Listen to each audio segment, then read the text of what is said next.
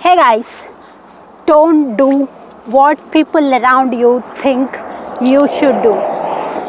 What you need to do what's inside you. Think of yourself. What's your passion? What's your vision? What's your mission? What is the impact you want to create in your life? What is the legacy you want to create? Think. If somebody tells you, why don't you become that? Why don't you try for that? Then tell, I don't want what you want in life, what they want in life. Like if somebody tells me or if somebody gives me an advice, why don't you try for high paying job? Then I tell them, I'm creating an impact. I'm doing what I love. I'm not running towards money. I'm running towards creating an impact, creating a legacy. Then money will run back.